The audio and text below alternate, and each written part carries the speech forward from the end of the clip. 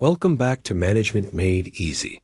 The topic of self-awareness is a crucial one in management because all management begins with understanding oneself. If you are the core of a group, whether you're managing a family, an organization, or a business, the first thing you need to do is recognize what kind of person you are. Furthermore, you need to establish effective management relationships with the people around you. So it's essential to understand how others perceive you. Knowing yourself is not about how you think you are, but how others see you.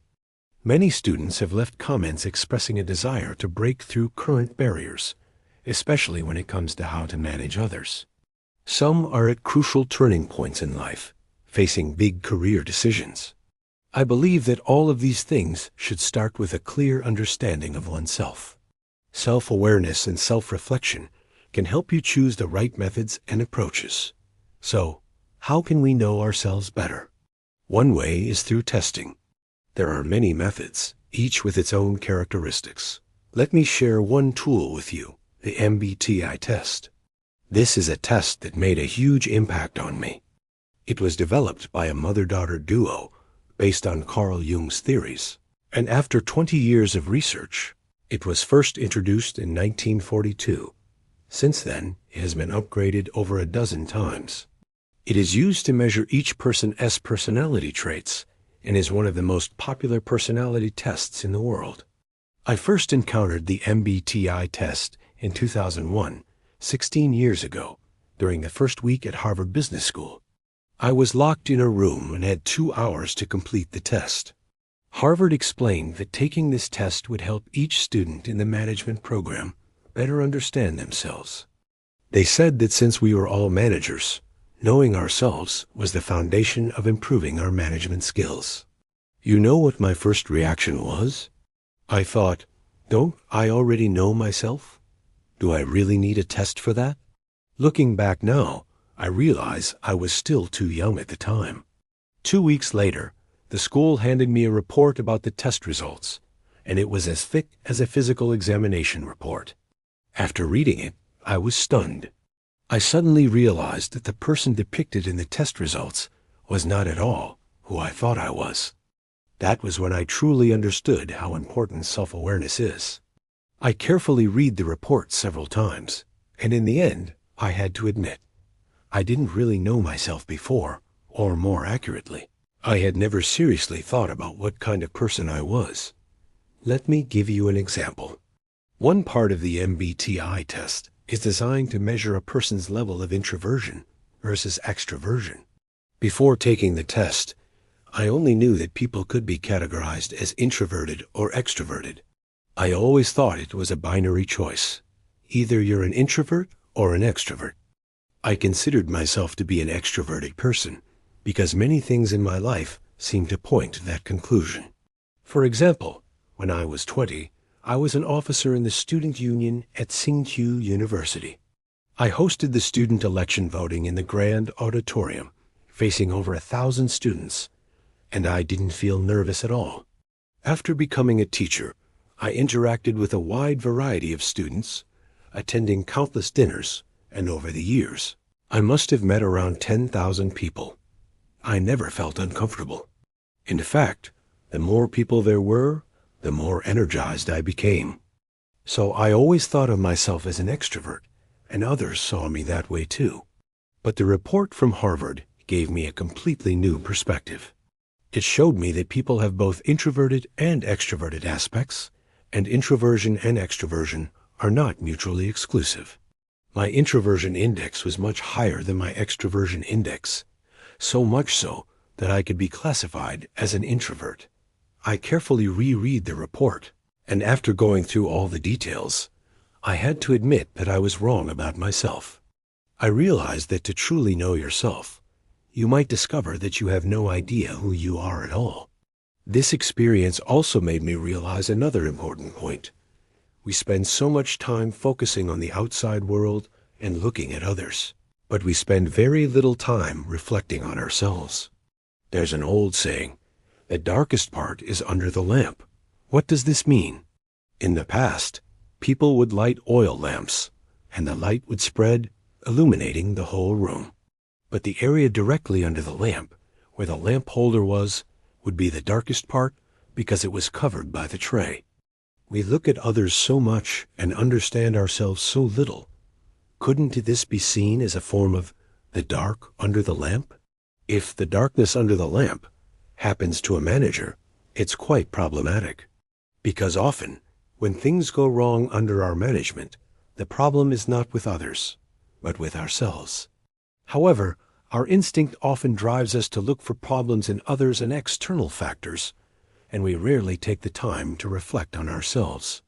Even when we do reflect, it's often not deep enough, and we tend to avoid the more critical issues. Unfortunately, this is a limitation of human nature. So, we need to take a test to objectively identify the darkness under the lamp, rather than just relying on our own perception to understand ourselves. For example, I am naturally an introverted and thinking-oriented person. These are the results of the test. Introverted and thinking are my personality traits. With this kind of personality, my approach to work is that I do not respond quickly. When someone asks me for advice, my instinct is to think things through carefully before making a decision. As a result, I often tell the person who consults me, "Give me some time to think about it." However, the outcome of this approach is that things often get stuck while awaiting my response. Many times, I forget to reply in a timely manner. Later, when I remember the matter and ask for progress updates, the person will say, "You told me to think about it before giving instructions." So the result of this working style is that, on one hand, it exhausts me, and on the other hand, it reduces the efficiency of the organization because of my way of working. Before taking the test, I never thought about this. But after the test, I seriously reflected on it. While my personality cannot change, I can change my work methods. The point of the test is to understand yourself and then make positive and effective changes. My solution is to place a small note on my desk with 4 words instant feedback as a constant reminder. When someone comes to ask me for advice, I try to discuss the issue immediately and respond quickly. If the problem cannot be solved right away, I will ask them to think about it first and set a time for them to propose a solution before coming back to me for discussion. This helps prevent the issue from staying on my desk. This is a frontline manager's method of using a note as a feedback prompt. I also encountered an even more extreme solution from a friend of mine, who is also an introverted person, even more so than I am. When his business became large enough, he could stay away from the front line, and his method was to avoid, but not in the literal sense. Instead, he would avoid small and medium tasks, focusing only on big matters. His company had grown to a scale of billions, and as the company expanded, his presence at the company became less frequent. The company was primarily managed by a team, and he spent a lot of time alone thinking about important issues, coming to the office irregularly. He told me that introverted people tend to make slower decisions because they need to think through everything, often considering all sides of an issue. They tend to speak half-heartedly, never revealing everything at once. So this friend of mine realized that if he went to the office every day, yet was not on the front line, many tasks would inevitably fall to him, and decisions would be delayed, damaging both the company's progress and his image. So once the company's operations were on track, he began to disappear and operate in the background. He controlled the company's big picture while ensuring that when he did appear, he could present a complete and well-thought-out plan that would be very persuasive. In fact, this issue is not limited to departmental leaders. After I left my administrative work to focus on research, I encountered the same problem while advising graduate students. When they came to consult me about their research plans, my instinct would be to say, "Let me think about it and get back to you," which slowed down the pace of the research work. So you see, regardless of the job position, work relationships, or role, whether you're a teacher, a leader, or even a parent, the principles are the same.